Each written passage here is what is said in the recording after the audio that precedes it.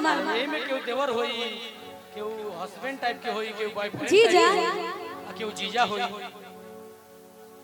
कि हमरा जीजा के छोटकी बहनिया देखो बड़ा तरसवतिया। तो जब जीजा भाई लोग तो वैसे तो बात सही बा, बड़ा कुल रिश्तेदारी बा बलिया में। तो जब ये लोग जीजा तब तो हम बहुत कुछ कह सकत नहीं, काहे से कि हम तो मऊ जिला से आइल बानी, आई बलिया जिला हो तो सही हमर कुछ न कुछ लागेला। राजकुमार जी आप बलिया से हई, एहने टीम में गोलू जी बैठल बानी, इहो के किने के करिया दे नहीं। आई एगो गीत भोजपुरी सुनाओ तनी, फिर ओकरे बाद जैसा आदेश होई वैसा नहीं काम करेगा।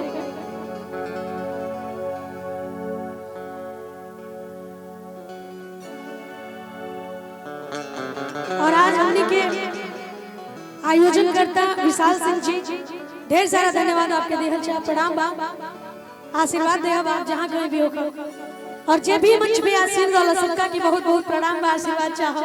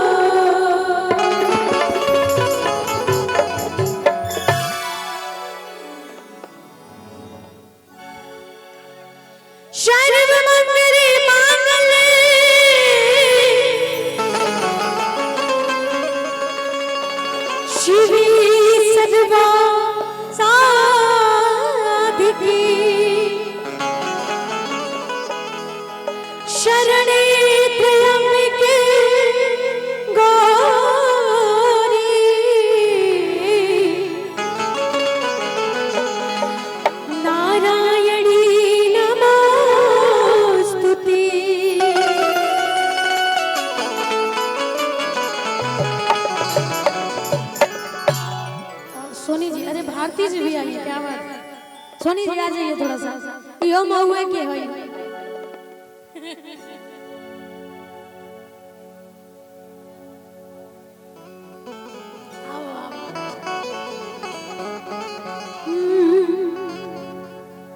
कि गोरिया चांद के जुरिया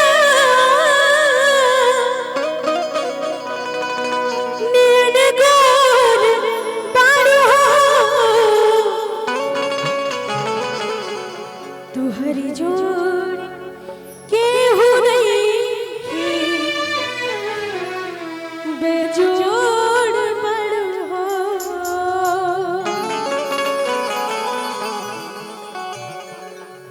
भगवान राहुल सिंह जी के ससुराल मऊ है। अच्छा, उनके तरफ से ये 500 रुपए का आशीर्वाद। तो जीजल जी लोग से 500 रुपए शोभा नहीं के दे, अब हमारा लगता गरियावे की पड़ी। अरे सोनी जी, सारे लोगों का डिमांड बहुत छोला होता है, 500 रुपए में कितना प्लेट छोला मिलेगा? अच्छा ये बताइए, अब छोला क्यों खाता? अब तो लोग पिज्जा बर्गर खाता। तो अंडा रोल खा लीजिएगा, अंडा रोल खाइए, रोल खाइए। नहीं रोल डोंट लाइक। कि रहारी के तीन पता ये विशाल जी खातिर बा, ये विशाल जी है। अच्छा, क्या बात है। हम के लगल कि विशाल जी के हुआ और शादी हो गई सर आपकी? शादी हो गई ना, इसीलिए बहुत नर्वस लग रहा है। कोई बात नहीं। रोहरी के तीन पता तीनों का जाना रहे, अब विशाल जी के कुली बहनिया, विशाल जी के कुली बहनिया, कुली के कुली रंगदार है। विशाल जी के कुली बहनिया, कुली के कुली रंगदार है। विशाल जी के कुली बहनिया, रोहरी के तीन पता, रोहरी के तीन पता तीनों का चला रहे, तीनों का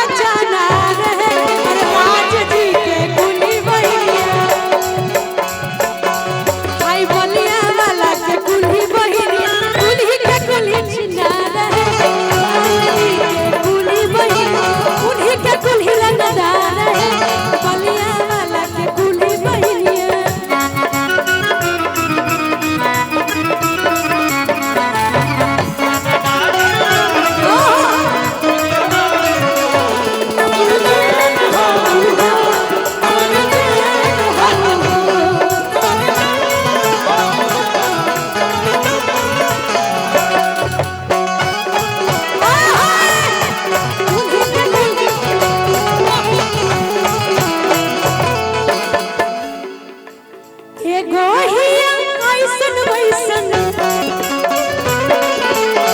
एगो हिया ऐसन वैसन एगो हिया खिलाड़ा एगो हिया खिलाड़ा है। जब यहाँ के कह देनी कि बलिया वाला लोग हमार जीजा बा तो हमार तो पूरा हक बनल ना काजी बोली जाना बोलो जगह सोनी जी हक तो बनते बच्चे खरबूजा पे छुरी मारी छुरी पे खरबूजा मारी मजा तो बस बोलिए वाला के मिले वाला बा बनो गोलू जी बोलिए मैंने अब हम मिलाओ तड़ ना चाहे तड़ के कुछ कही ये मेरा फूलर बार तू फूलर अच्छा है जितना कैमरा वाला लोग बा आप लोग के बस कैमरा वाला लौकता रवा लोग नहीं खींच लौको अच्छा तनी दोनों हाथ हिला के तनी बता दीजिए कि पानी जाई दोनों हाथ आप सब जितना लोग बा सबसे निवेदन बा यही तरह जीजा बनम जाए कहतन कि बोलिए कि सब लोग जीजा बोलिए के लोग हाथ हिलावेला गमछा हिलावेला देखिए गमछा लेके आइल बनी जाए। अच्छा तनी ऐसन बात तनी खोल के हिला दे हम देखल चाहते हैं गमछा जो बांधले बानी देखी जा ओढ़नी ना हिलाई जा गमछा हिला दे गमछा खोल के हाय गमछा एकदम ओपनली बढ़िया से खोली दे तनी से हाय ये गमछा नो आ गमछा जबले एक सेकंड गमछा जबले हेंग ना हिला तले का मजा वो लोग नीचे से हिलाई तो महाराज कमरिया गले गले।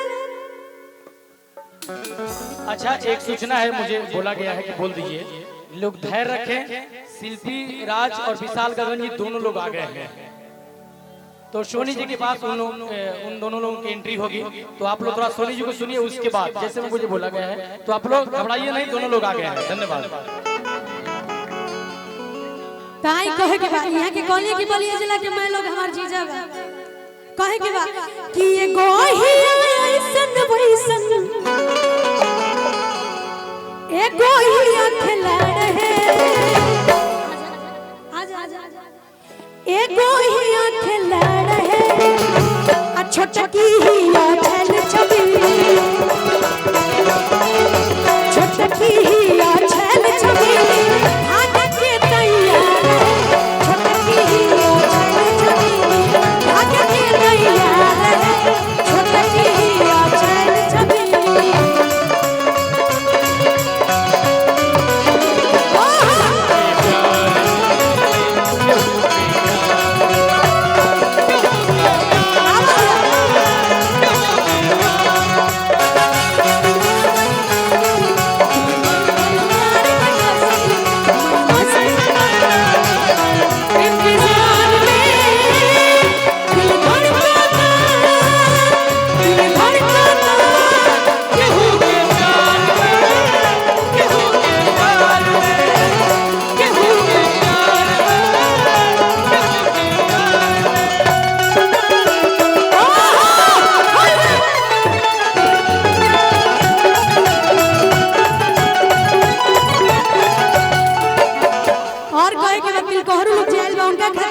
अतवार लिखल बा कि सोमवार लिखल बा त बहिन के कोई गो यार लिखल बा तनी ताकिलो देवलिया पर का लिखल बा तनी ताकिलो देवलिया पर का लिखल बा तनी ताकिलो अतवार लिखल बा कि सोमवार लिखल बा बहिन के कोई गो यार लिखल बा तनी ताकिलो देवलिया पर का लिखल बा तनी ताकिलो देवलिया पर का लिखल बा तनी ताकिलो।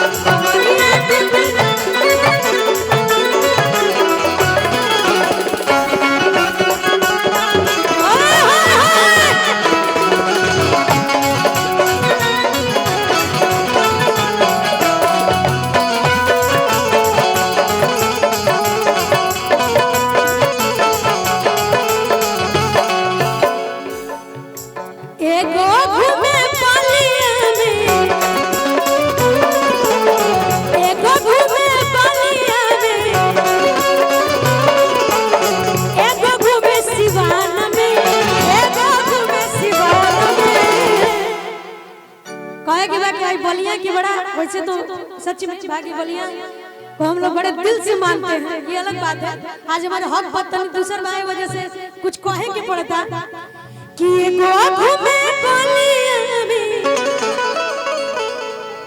एगो घूमे सिवान में आ छोटकी आ छैल छबीली छोटकी आ छैल छबीली भाग के तैयार है छोटकी आ छैल छबीली भाग के तैयार है छोटकी आ छैल छबीली।